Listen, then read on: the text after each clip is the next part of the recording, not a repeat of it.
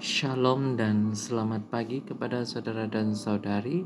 Bertemu kita kembali dalam santapan firman Tuhan 24 Oktober 2024. Injil yang akan kita dengar pada hari ini diambil dari Injil Lukas bab 12 ayat 49 hingga 53. Bersama kita mendengarkannya.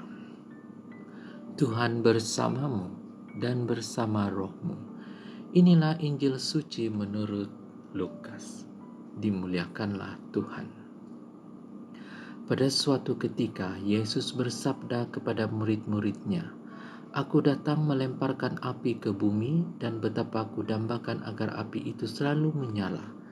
Aku harus menerima baptisan, dan betapa susah hatiku sebelum hal itu berlangsung. Kalian sangka aku datang membawa damai ke bumi. Bukan damai melainkan pertentangan. Karena mulai sekarang akan ada pertentangan antara 5 orang dalam satu rumah.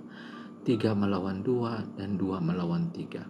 Mereka akan saling bertentangan, bapa melawan putranya dan putra melawan bapanya, ibu melawan putrinya dan putri melawan ibunya, ibu mertua melawan menantu, dan menantu melawan ibu mertuanya." Injil Tuhan. Terpujilah Kristus. Saudara dan saudari yang terkasih, di dalam Injil pada hari ini Yesus menyampaikan kata-kata yang mungkin mengejutkan kita. Dia berkata, "Aku datang untuk melemparkan api ke bumi, dan betapa aku harapkan api itu menyala."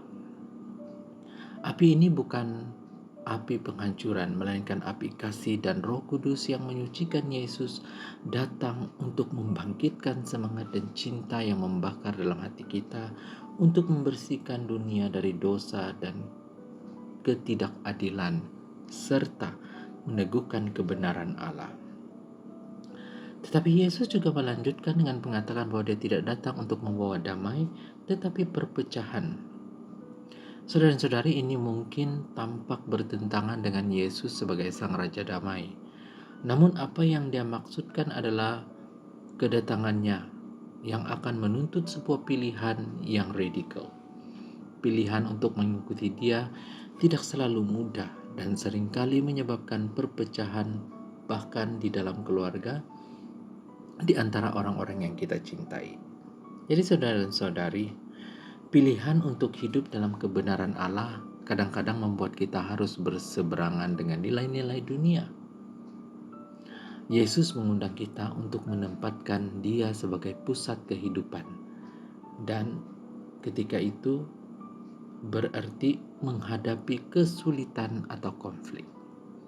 Jadi seperti api yang memurnikan emas dari kotoran, demikian pula iman kita diuji dan dimurnikan dalam kesetiaan kepada Kristus. Jadi dalam situasi sehari-hari kita mungkin menghadapi tantangan ini dalam berbagai-bagai bentuk. Mungkin melalui perbezaan pendapat dengan orang-orang terdekat mengenai kepercayaan, morality, atau cara kita menjalani iman kita. Jadi Yesus di sini mengingatkan kita bahwa menjadi pengikutnya berarti bersedia untuk berdiri teguh dalam iman kita, meski itu membuat kita tidak selalu disukai atau dipahami oleh orang lain. Namun saudara dan saudari, Yesus tidak meninggalkan kita sendirian dalam perjuangan ini. Dia memberikan kita api Roh Kudus yang selalu menyala dalam hati kita, memberikan keberanian dan kekuatan untuk tetap setia kepadanya. Jadi tantangan yang kita hadapi dalam mengikuti Kristus akan mendewasakan iman kita dan membawa kita lebih dekat kepadanya. Oleh itu saudara-saudari, marilah kita renungkan sejauh mana kita telah memilih Kristus dalam kehidupan kita.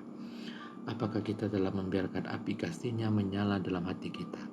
Atau adakah hal-hal dalam hidup kita yang masih harus kita serahkan kepadanya? Semoga kita dengan penuh sukacita dan keberanian terus menyalakan api iman kita, sehingga dunia dapat melihat terang Kristus melalui kita. Semoga Tuhan memberkati kita.